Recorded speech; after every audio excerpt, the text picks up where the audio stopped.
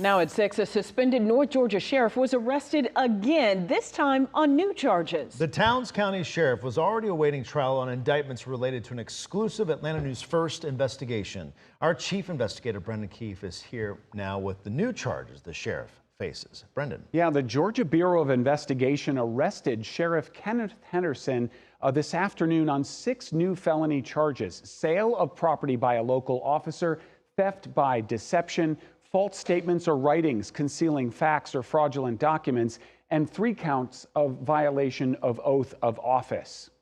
A sheriff fingerprinted by one of his own deputies. This is jail video of Kenneth Henderson when he was booked the first time at the Towns County Jail last October.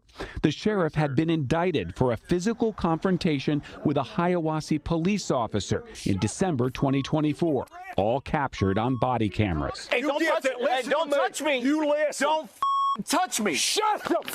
You arrested mother.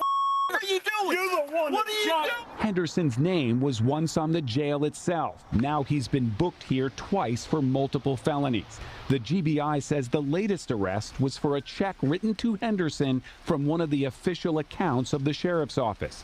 It was uncovered, the GBI says, during an audit after the sheriff was suspended. Governor Kemp suspended him again just last weekend, related to these new allegations.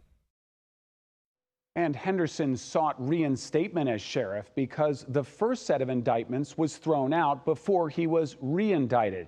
The governor's latest suspension of the sheriff lasts for 60 days, giving the special prosecutor time to bring the new charges to a grand jury that could consider additional indictments.